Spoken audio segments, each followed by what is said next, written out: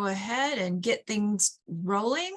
We usually have a lot of questions on this presentation, so we want to make sure we have time for that. And I want to welcome you all to Financing a Business. We have our presenter today, Shankar Hegde from the SCORE Boston chapter. And we're very fortunate to have East Cambridge Savings Bank with us today.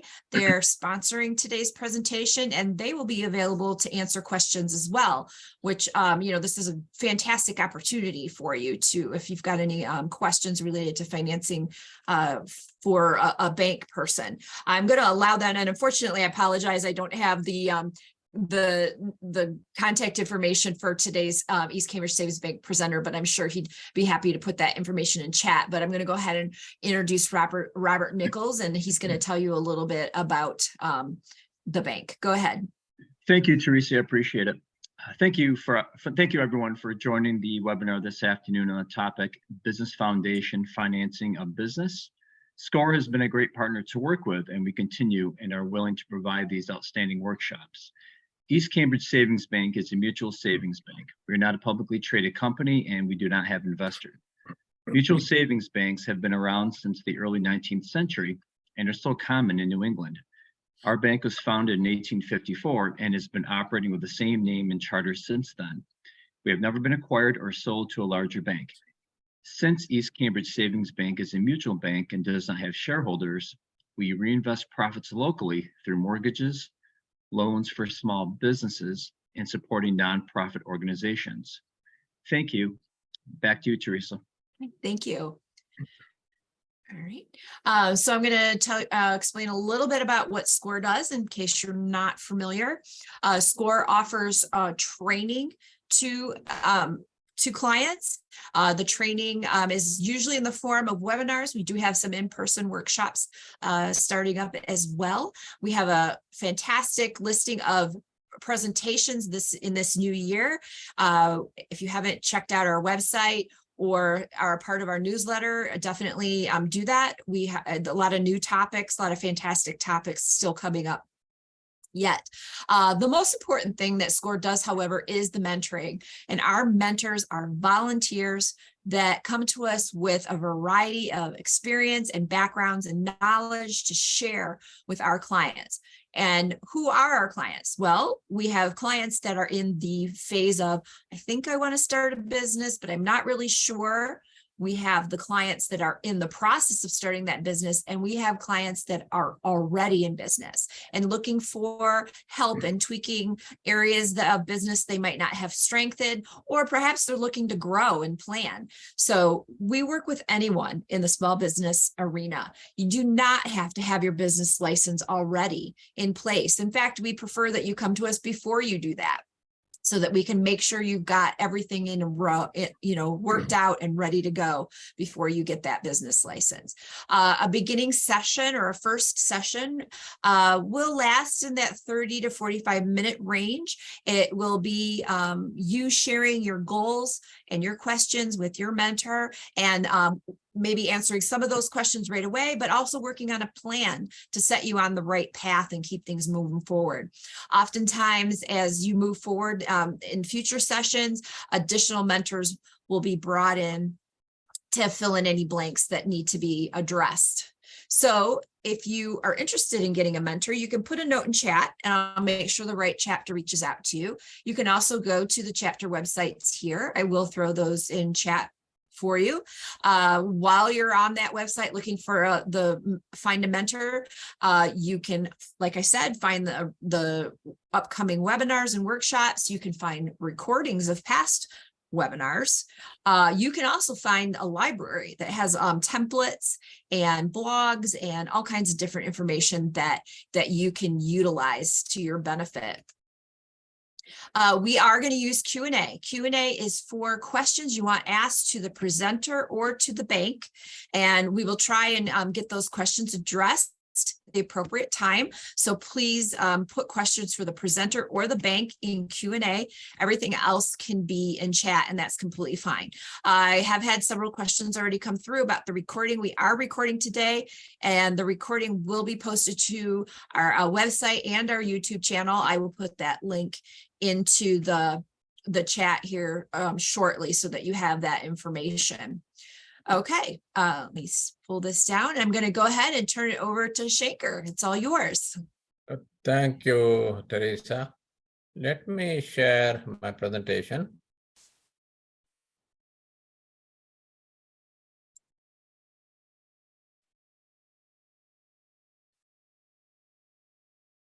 Okay, can you see the screen?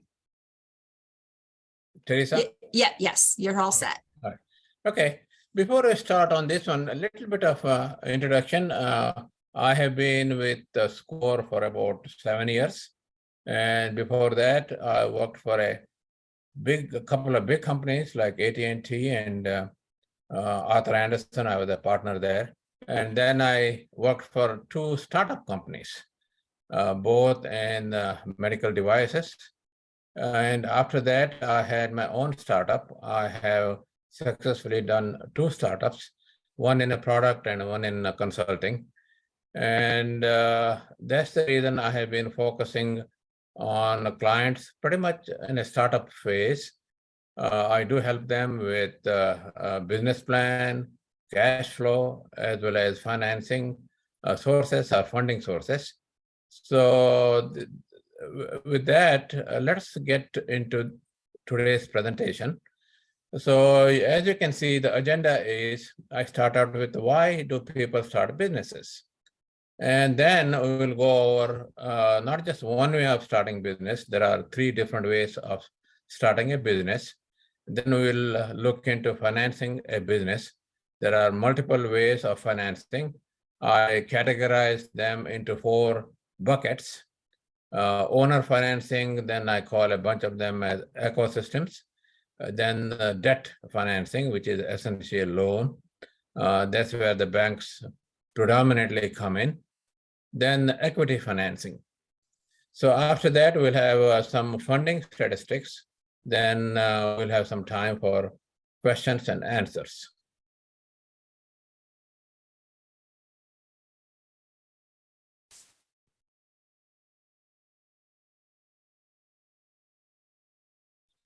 Okay, why do people start businesses?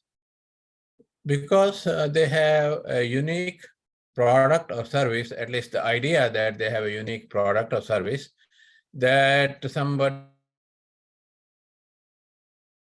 they want to be their own boss, but that may not be the right reason to start your business. And then sometimes they want to build something, a product or service. And then many people say, I want to get rich. You know, they have this idea of Jeff Bezos, Elon Musk, Mark Zuckerberg, and all those big money maker people. But really, you really want to focus on the product or service. And then, by the way, if you are successful, you will get rich. And many times you want to build what I call a lifestyle business. This is a great example of a YouTuber. YouTuber, I mean, they can make a good living. Depends on the number of subscriptions and the views. But I have seen a lot of YouTubers in cooking, obviously in recording content, or in travel blogs. So again, this is a great opportunity for a lifestyle business. That means you don't really have to change your lifestyle, and you can fit your business or fit your business hours, whatever you want to work, how many hours you want to work, or what days of the week you want to work. So it really fits very well. There are many types of businesses, products, services, then professional service, or professional practice like a legal service or accounting. And then don't forget a lot of nonprofits. Okay, most of the time when people think of a business, they always think of starting from scratch. Yes, that is a great example of starting a business, but you can buy an existing business as well, or you can license a brand. It's called franchising. Let us look at each one of them. Starting from scratch is a great way of starting a business. You are in total control. You make all the decisions. You keep all the profits. However, the disadvantage is you need to create the systems. You need to create the operating manual and operating principles. And don't forget, many of the startup businesses do fail. They do fail for the first, I think, 2 to 3 years. And it takes years to make money. Don't expect to get rich right away. And also, even though I will go through all the different aspects of getting the funding, different sources, actually, when you start doing those things, it's not easy. Okay, there are always, you can, once you start in that path, you know it's not easy. You know it takes time. You know it takes persistence. So even with all that, many times it's not easy to get funding. However,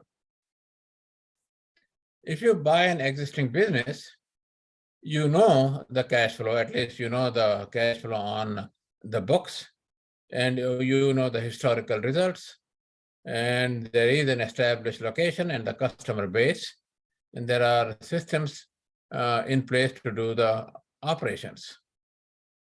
Disadvantage is really you don't know the cash flow going to be when you buy that business and you start running the business, because remember the cash flow is always historical, so you don't know what the cash flow is going to be once you start your own business by buying the existing business, and you will never know why the seller sold you the business. And many times what happens is the employees may leave, then you have to hire new employees, you have to train them. So that is an additional risk. Again, it could be the training material may or may not exist, and you may not get any support whatsoever from the owner who sold you the business. So there is somehow in between way of starting a business that is called franchising. When you say franchising, a lot of names come to mind. Dunkin' Donuts, McDonald's, Burger King, they're the big ones, but there are lots of small ones. So there is a name recognition, no matter what business or brand you want to buy, there is always a name recognition. If there is no name recognition, you may not want to buy this brand. And then there is a training material, then the support, obviously. Then this one obviously has a lower failure rate because that's the established business. But the disadvantage is they always have a territory restrictions. You can only operate the brand or the license in that particular geographic area. Okay, and then don't forget that they do take the royalty payment. So all the money that you make, you cannot keep all the money. So there is a percentage of profit that the franchisor will take it from you. So that's the kind of a little downside. Okay. No matter what kind of business you want to buy or you want to own, you want to start from scratch, the first thing is owner financing. You need to put some money, what they call a skin in the game. So how do you get your owner financing? Obviously, you need to dip into your own savings or other liquid assets. When I say other liquid assets, obviously, you can have a home equity loan. Okay, once you have a home equity loan, you can borrow up to the equity limit anytime you want to. In fact, that's a good source of doing a owner financing. The second is credit card. I don't advise credit card unless you pay on time. Otherwise, as you know, credit card will charge you up to 20% of interest. then you can always have a personal loan. If you have a good credit rating, you can go to the bank and get a personal loan that you can use for financing your business. And always the last one here is always a good thing to call up your friends and relatives and to ask them to pitch in. Again, it's not a charity. You tell them that they will, or you will get a loan from them and you will repay, and they do get a % interest on the money they owe you.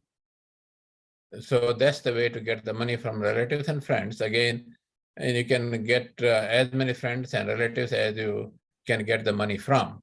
So this is another way of owner financing. Remember, always it's much easier to do owner financing than anything else I'm going to talk about next. Okay, these are the what I call ecosystems. The first one is the business plan competitions. And then the second, I'll go through the grants. And then the third one is incubators and accelerators. And then the last but not the least is crowdfunding. Okay, I'm outlining some of the business plan competitions in this local area, in the Boston area. I know there are probably some people all over the country, but you can always Google and then find out whether the business plan competition local to you. Again, I am outlining most of the business plan competition is at the universities. That means you have to be a student or you have to be alumni. I think many times you could be a family member of from that university as well. I may be wrong on that, but you can always check into that. So locally, I mean, MIT is a big name. There are lots of different types of business plan competition. The big one is 100K. And Harvard Business School has a new venture competition. Babson has a couple of programs. Dartmouth has a couple of programs. BU, you can name it. UMass has multiple campuses. And the last one is called UPitch. That's the only one that is available to anybody. It doesn't have to be a student. So I would encourage you to look into that. There is a link in that as well. So in addition to the universities, there are other organizations, including American Chemical Society. Then there is a local here, Draper Competition for Women. Then the third one is a Global Student Entrepreneur Awards. That is for anybody, not just necessarily from US.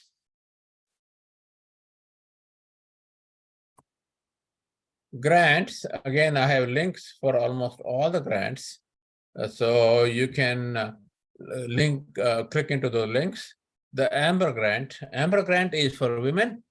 And the grant is 10,000. They have the competition every month. And then they have 25,000 once a year. Alice is relatively recent. It has been up for about 3 years. This is specifically for minorities and women. And the Girl Boss Foundation is specifically for minority women, specifically from Black women, African American women's. FedEx is, again, you have to be you have to have an account with FedEx, and they do have once a year grants. NASE is for self-employed, that only gives you like about 4,000. Cartier Women's Initiative Award is a big one. Then the Halstead grant is for jewelry. In addition to all these private grants, there are one is a state grant. There is a database here.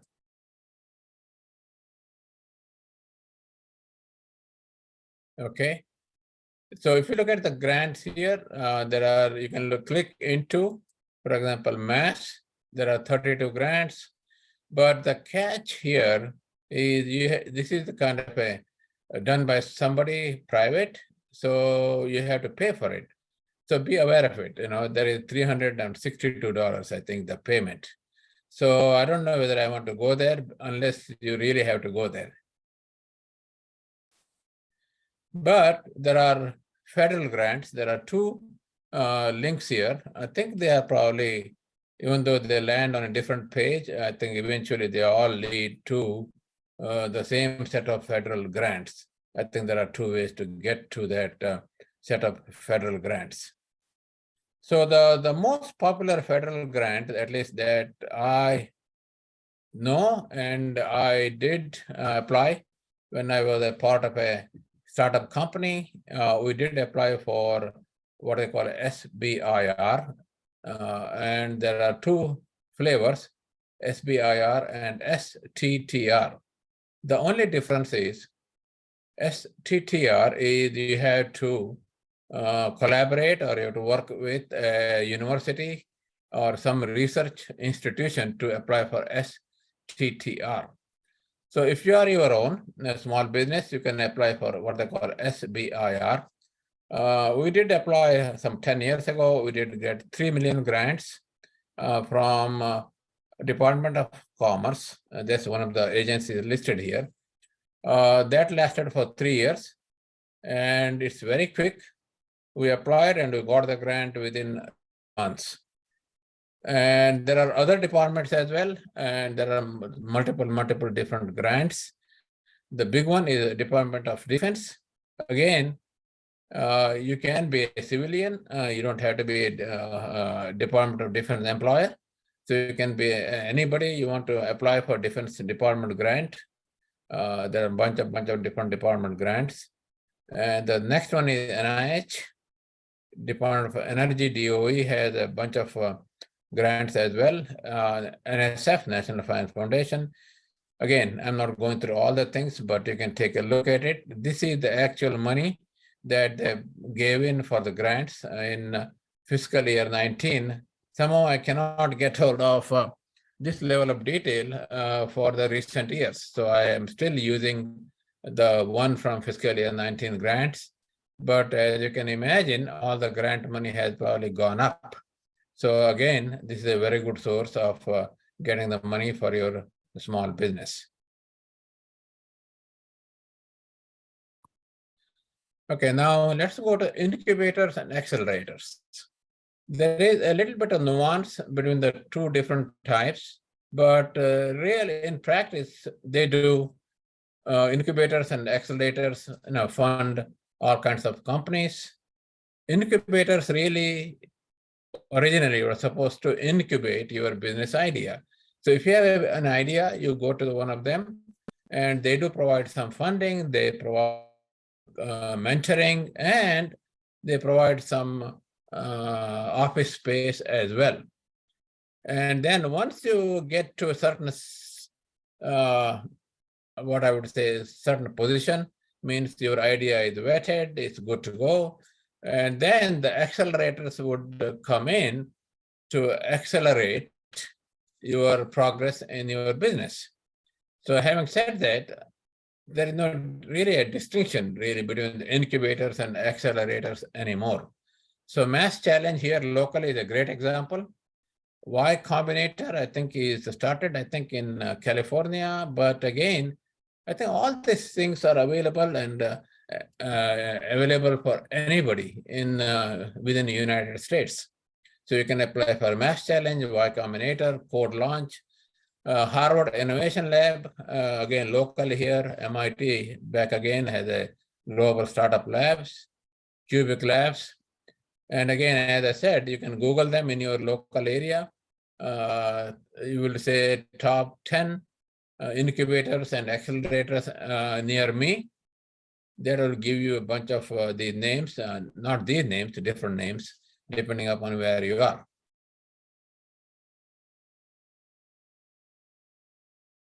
Okay, the crowdfunding, people probably have heard about some of these names. Kickstarter is very popular. Then Indiegogo is similar to Kickstarter. The difference is Kickstarter, and if you have, say, you want to raise 250,000, you don't get 250, then you don't get to keep any money. Whereas Indiegogo is 250,000, you have 100,000, you can keep it. But both of them operate in a similar kind of fashion. So for example, both of them have, let me just look at this. They have a percentage of the money they keep, anywhere from 3 to 5%. And then every transaction, there is a fee. So these are for both Kickstarter and Indiegogo. If you have an idea for a product, really, then one of these is definitely worth applying for. Mighty Cause and Patreon is for nonprofits. GoFundMe, as you know, probably is if you have a personal disaster, it shouldn't happen, but somebody accident happens and somebody dies unexpectedly and their family is in need of money. And always a friend of yours can put up a GoFundMe. That's pretty much is the main source for GoFundMe. GoFundMe is the source for that kind of situation. Then Circle Up, Fundable are two different ones. Then the Seed Invest is a little bit of different kind of crowdfunding because they do take an equity in your company and then in return they raise money for you to use in your company. So take a look at Seed Invest. That's a little bit different than a Kickstarter or Indiegogo. Again, I have a link here.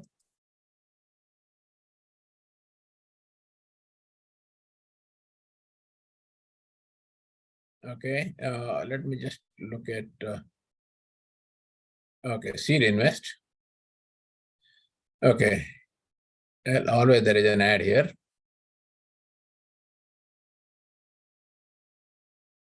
Okay, there is a fee, placement fee and a convertible note. Oh, by the way, there is a convertible note or equity. So they will probably do a convertible note. I mean, that way you don't have to, give up your equity.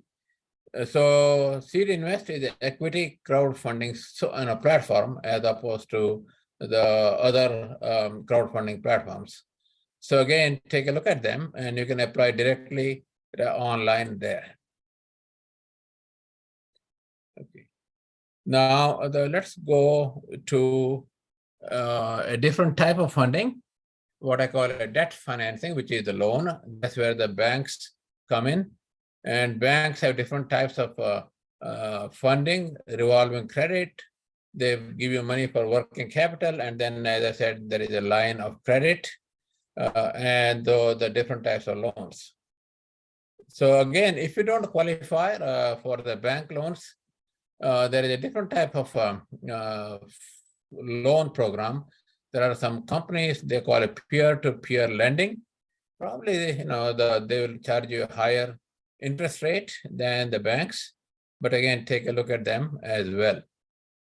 Then equipment leasing. So this is for really a construction or some kind of a restaurant where you need to invest a lot in equipment, hundreds of thousands of dollars.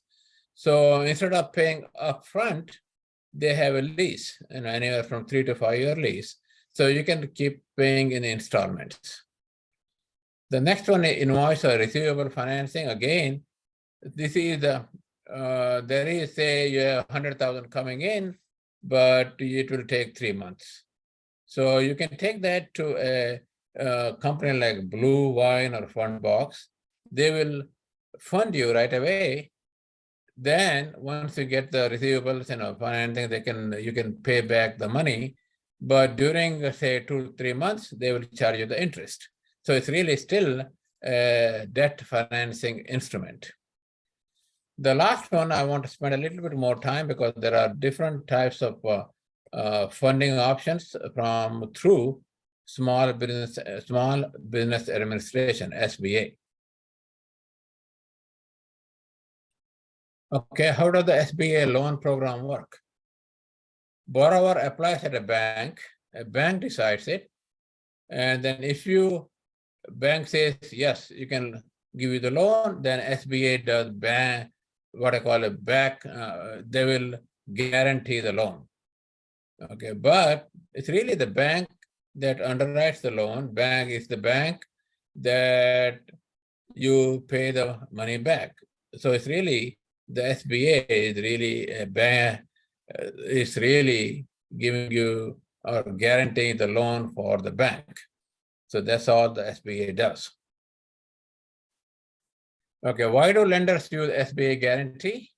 Because the banks may think it is a high risk because the collateral may not be adequate, and some kind of a startup business may be very risky for the bank. And so the lenders, again, want to minimize their own risk. So that's why the SBA has a guarantee program. The terms are flexible maturities, up to 10 years for working capital, up to 25 years for fixed asset.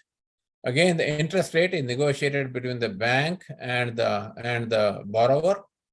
And again, there are some regulations. Typically, it cannot exceed the prime rate plus 2 3/4.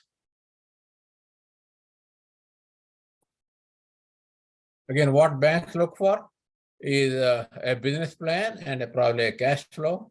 They will look for the feasibility of the business plan. They want to make sure that you generate enough profit to pay the money back.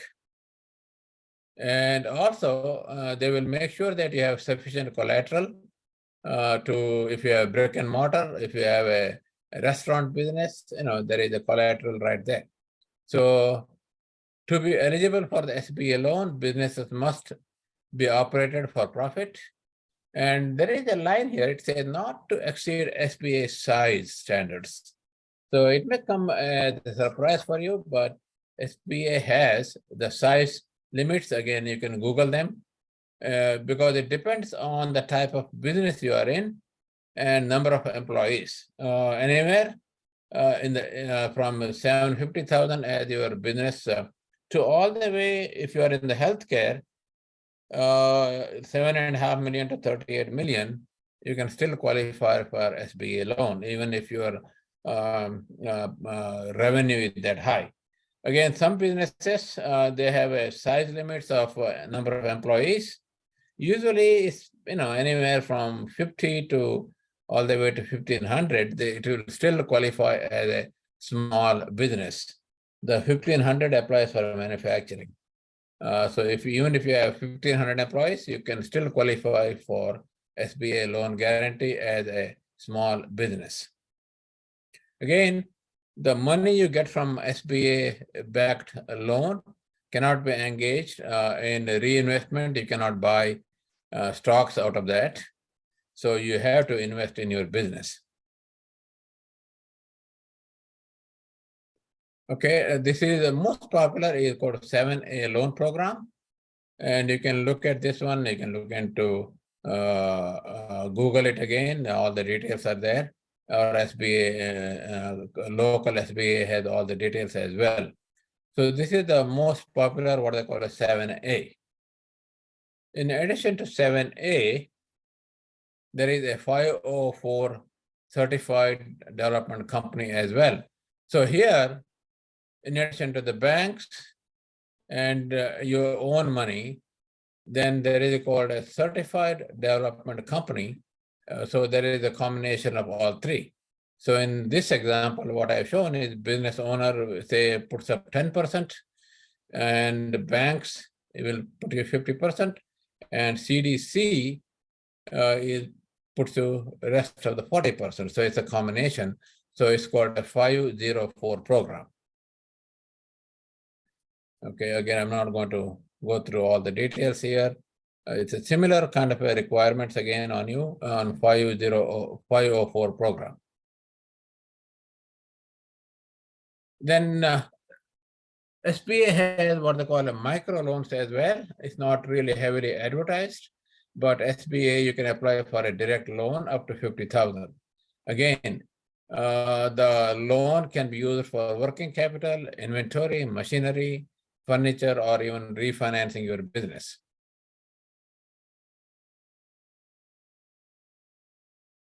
Okay, now let's go to the equity financing. Here, the difference between the loan and the equity financing is here, the person who provides you the funding takes a percentage of your company. That's called equity financing. Okay. The first one is partners. So that means, you have a partner, then you can have a 50% partnership. What that means is your partner will invest 50% of the money and you invest 50%.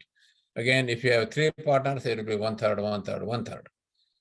And this is a good way of getting equity financing through your partners. Or you can really work through another company.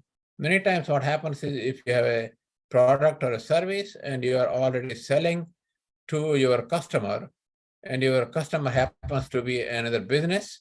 So really you can go to that business, which is your customer, and ask them to invest in your company for a stake that you give it to them. So suppose your company that your customer say invest some money for a 5% of your company. So that is probably a better way of getting your money or easier way of getting your money than go to the next one. So let me go to hold on a minute. Okay. Okay, the next series of companies are what they call a private market. Before that, let me go back to the public market, which is IPO. Initial public offering is the way you go public.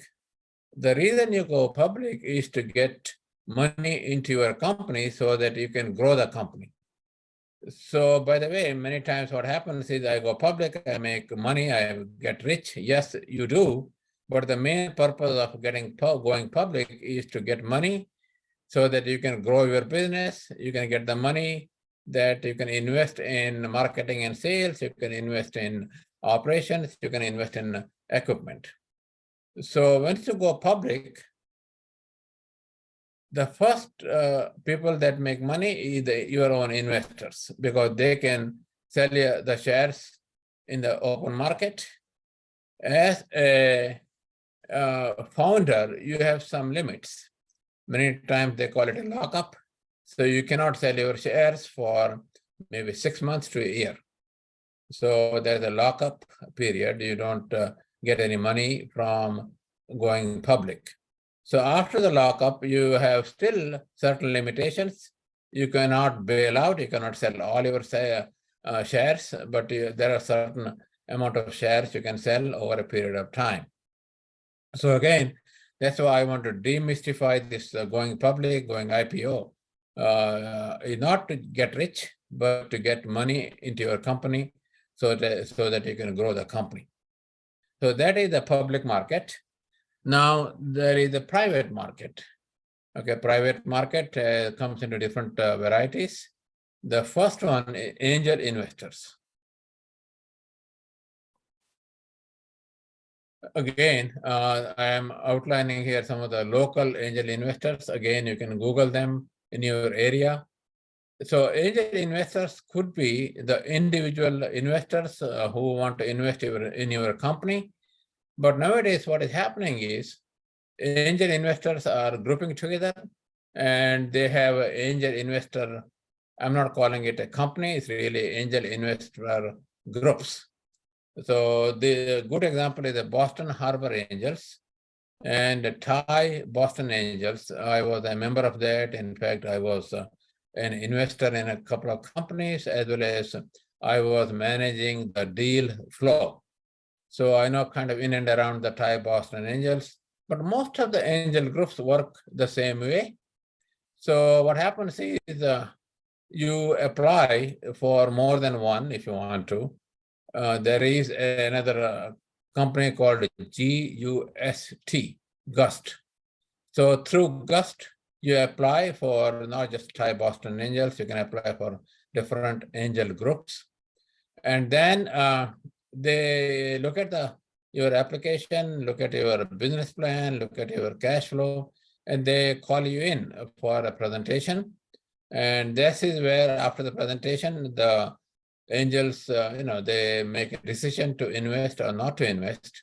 And then they work with you on the term sheet. That's where all the negotiation happens. But these angel groups act pretty fast. when I was at Thai Boston Angels, within 3 months, you can get your money. And they invest anywhere from 25,000 to say 250,000. Oops. I don't know what, hold on a minute. I don't know what happened here.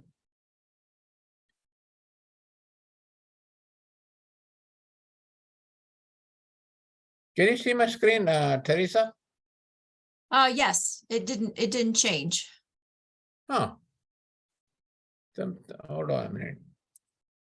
Okay, sorry, something happened in mine. Okay, I'm back. Okay. Okay, I was at Angel Investors. Yes. So the angel investors, you get your money pretty fast. Again, anywhere from 25,000 to 250,000. But some of the angel investors go even higher. Boston Harbor Angels, they go up to $1 million. And there are some other angels also even go up to $1 million or 2 million. The last one, the reason I'm saying the last one here is the golden seeds is only for women. So this is only women only investment or the angel investors. So that's why I'm outlining golden seeds here.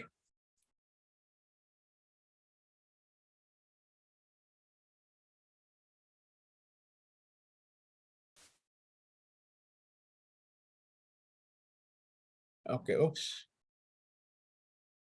Okay, now there are two other private market, the venture capital and private equity. So that's what I want. So we see the venture capital, private equity, PE. Venture capital and private equities, they are differ each other in the following ways. The type of companies they invest in, venture capitalists, they invest in the early stage companies. Well, typically what happens is the angel investors invest in you and then you go to the VC. So angel investors, they usually call it seed money.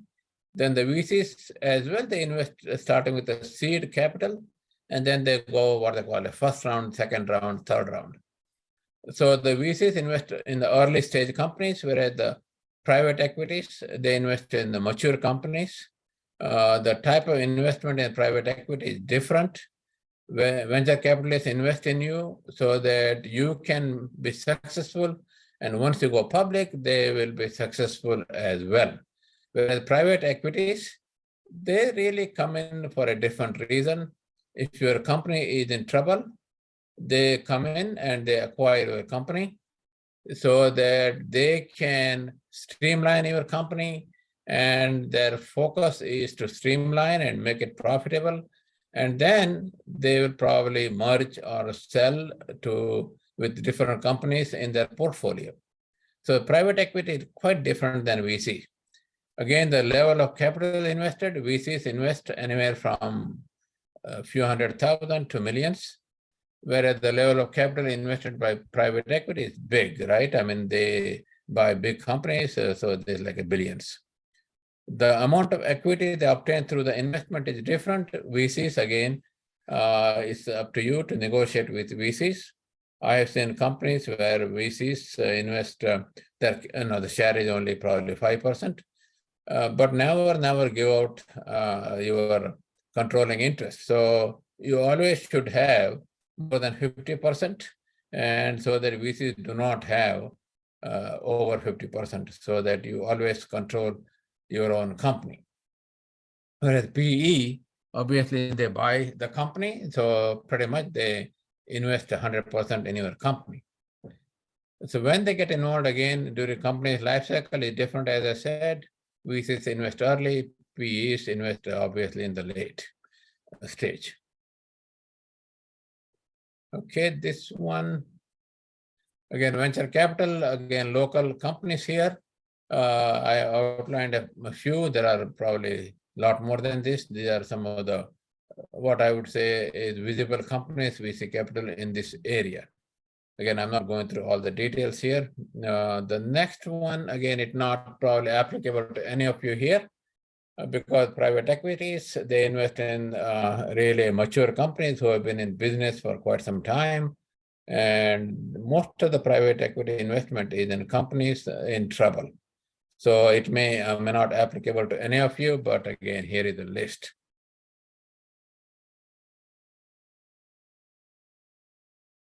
Okay, now I'll give you some funding statistics. This was done by SCORE. This was done a few years ago. They interviewed 1,000 startup companies.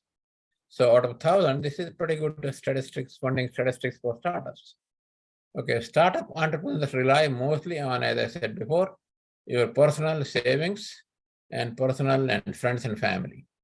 So 63% of companies, they got money, the initial money through families and friends. And sorry, 63% of personal funds, but 27 comes from another job. So out of that, 11% from friends, 11% from bank loan, 9% for cash advance.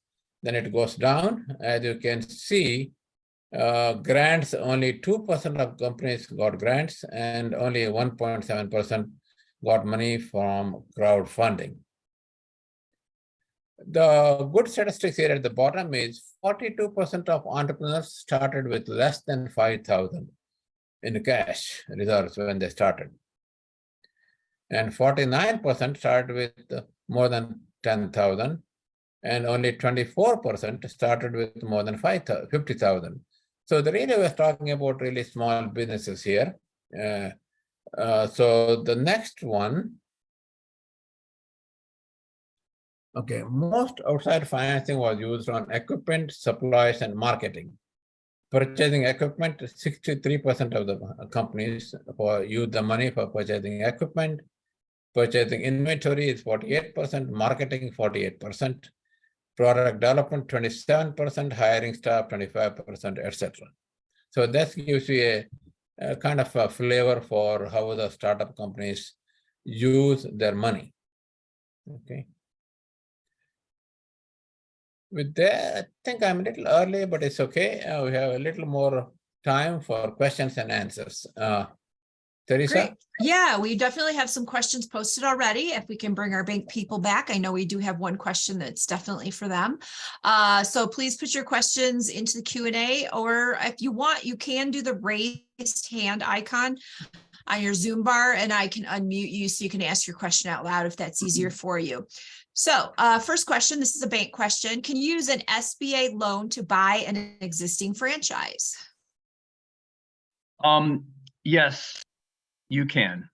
You can. Yes, I've had experience with that, not at East Cambridge Savings Bank, but at another bank prior to joining East Cambridge Savings Bank. So yes, that is possible. Okay, great. This one's probably for Shanker. This person has a transportation business and they're wondering how realistic is it to get funding for a business from a grant, especially for a transportation business? Well, depends on what kind of a transportation business. Is there any new or innovative technology that you're trying to develop, or just a commodity transportation business? Okay, there's a difference. If there is a new technology, clearly the Department of Transportation has SBIR. I know some people who got it. See, the SBIR, you have to have some innovative idea. It's not me too.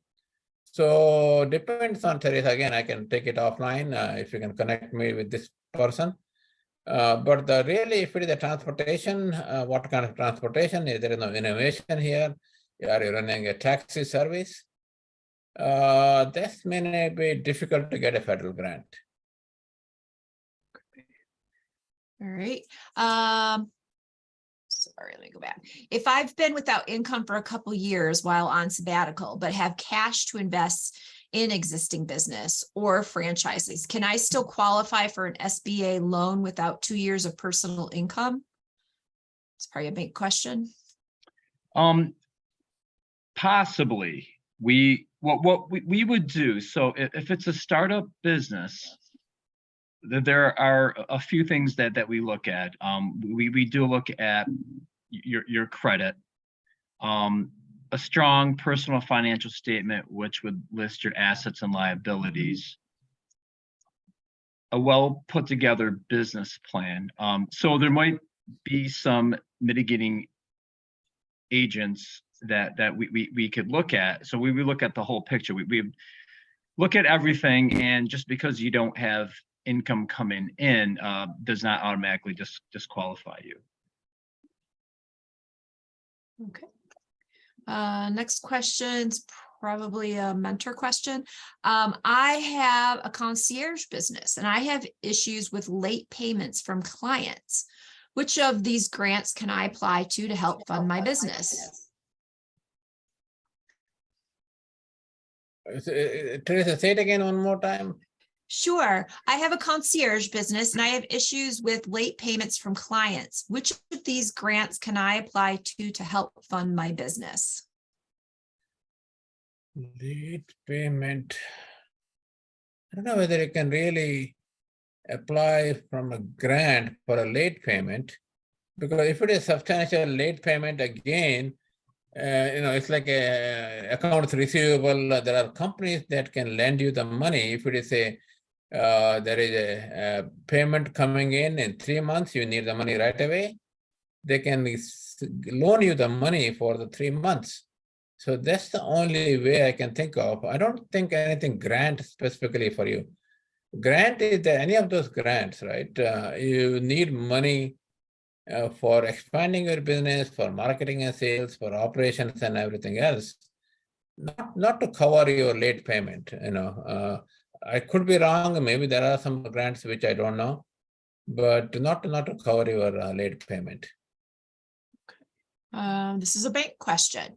Planning to buy a commercial land and build a sports facility, looking for bank finance as partners. We will put in 30% and looking for the remaining 7%. Which SBA loan best suits?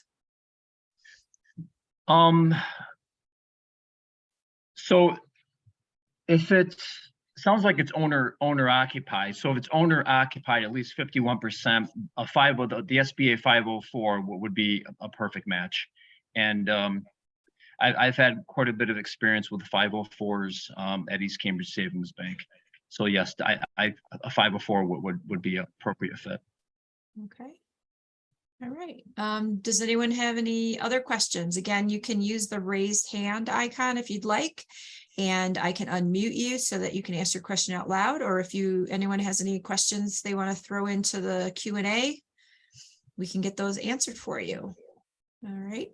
What type of grants should one apply to help buy a property to start a small business? That'd be a Shinker question. Okay, one more time, because sorry. What types of grants should one apply to help buy property to start a business? Go ahead. Anything. I mean, it applies to the business expense. Absolutely. If you want to buy a property, right? I mean, any of the grants. I mean, I don't see any limitation or anything. How about you, Robert? You see any limitation on that?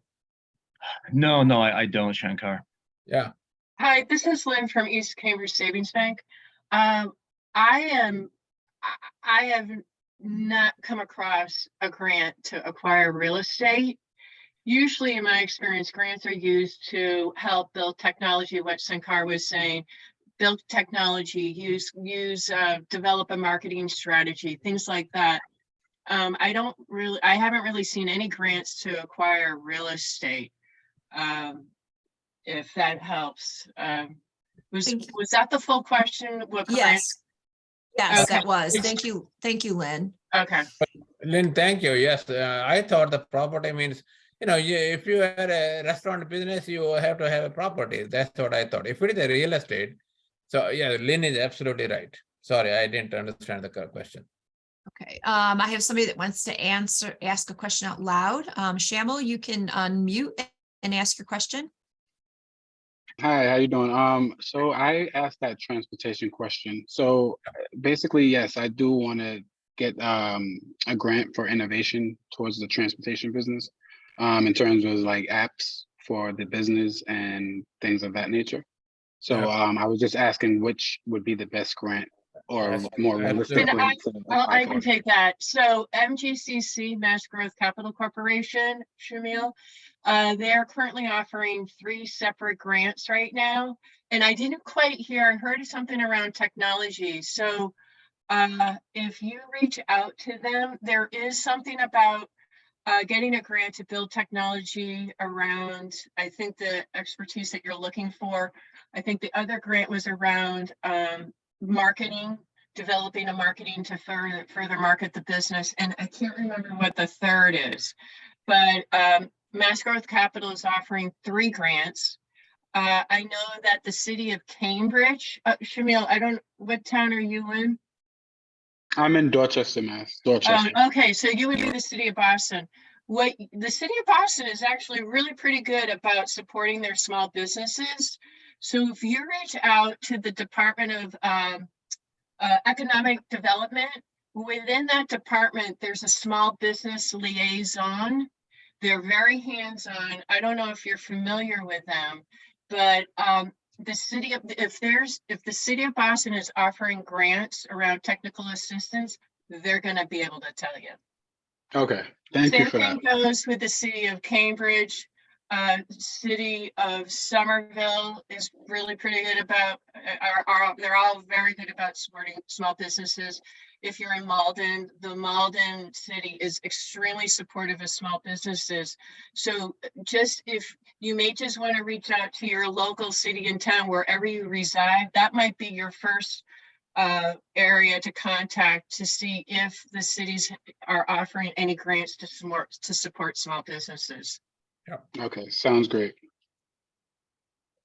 Thank you. Yeah. Pull that back. Okay. Let's see. I have a big job coming up soon and would like to get some funding to cover materials and labor. The loan would be paid off once the job is complete. I'm in Rhode Island. What are my best options? So it sounds like working capital needs, so potentially a line of credit. So I would definitely, Rhode Island is out of our footprint, but I would definitely go in and talk to a business lender at a local community bank there, and they can review some options, but most likely a working capital line of credit. Sounds I have another suggestion. I think what Robert said is spot on. The other option is, I don't know, obviously I don't know anything about the business, but another way that might be a little bit more streamlined and quicker is banks offer credit cards. We offer a credit card. We wouldn't be able to lend to the Rhode Island customer, and especially for startups, this might be good to talk to your local banks. Community banks are more, I think, small business friendly, but basically for us, I can only talk about us. Our business credit card is really based on the individual's credit score, but it would be in the name of the business. And that way you could start building up a credit or payment history with your business if you don't think you're going to qualify for a line of credit. And maybe it might be enough, the credit limit might be enough for you to buy the materials to get the job done. So I would say a line of credit or a business credit card. Okay, great. Lynn, I have a question, Lynn, because a lot of my clients ask me that question. It depends, right? What is the credit limit? Okay, good question. So the credit limit, so for us, I can only talk about us because I'm just familiar with our product, but it's based basically on the person's personal credit. Okay. And they're going to use that to try to start a limit. And, let's just say, I'm just making this up. Let's just say they start a limit of 5,000. I'm making it up. But that's not to say like 6 months from now, and you need to talk to your bank, like, okay, how much of a payment history would I need in order for me to come back and raise the limit? And then you just go by what they say. So I'm sorry to say I'm not able to answer Sankar's answer, but regardless, I think over time, if you have a good payment history, you would be able to increase it over time. Okay, great. I created a startup company a year and a half ago. It is a herbal tea online retail store. I am still putting things together like my website and other marketing resources. However, I'm trying to figure out if I can apply for a PPP loan to assist with my startup costs, marketing, and employees.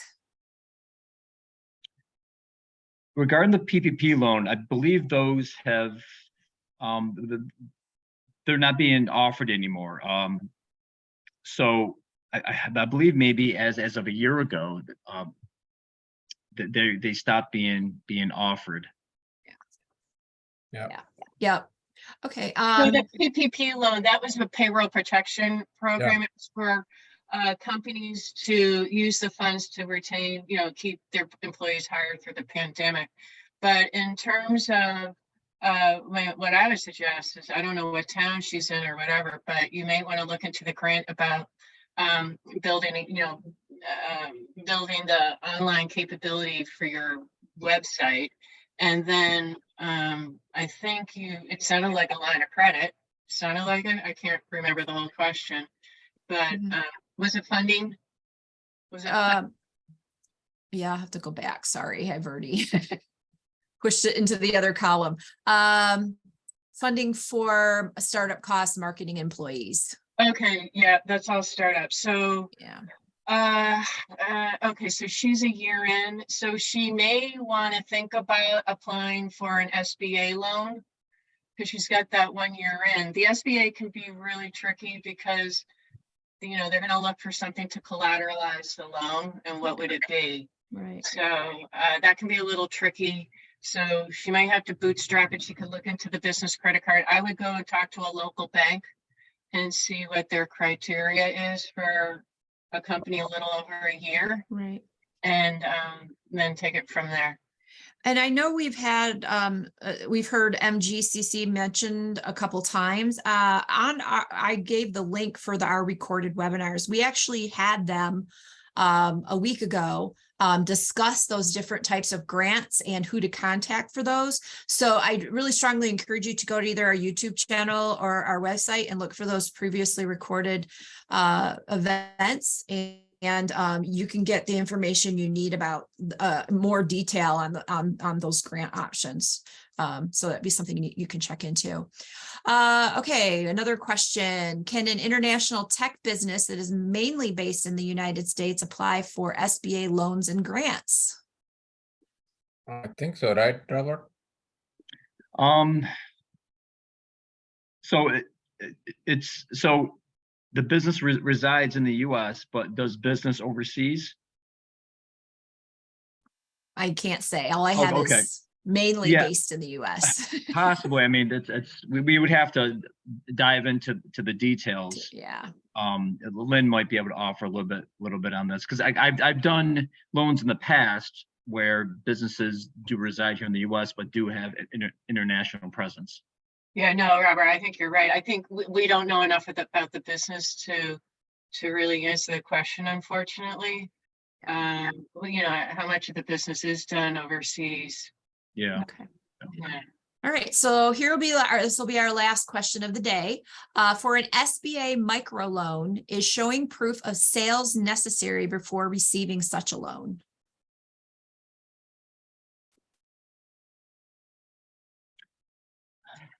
It's essentially a startup.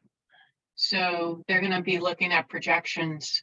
They're also going to look at, like Robert said, the credit history of the owner. They're going to want to see what prior experience they have. Do they have any experience, prior to starting this business in that field?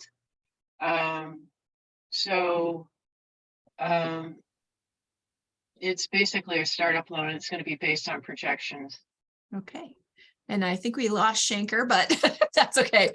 But I want to thank everyone for joining us today, and thank the East Cambridge Savings Bank for a fantastic presentation. Please watch your email. I will be including the links that we provided today, contact information for the East Cambridge Savings Bank, and the next events that will be coming next that are sponsored by them as well. So thank you all for joining us, and it's a little bit early, but you have a great weekend. Thank you.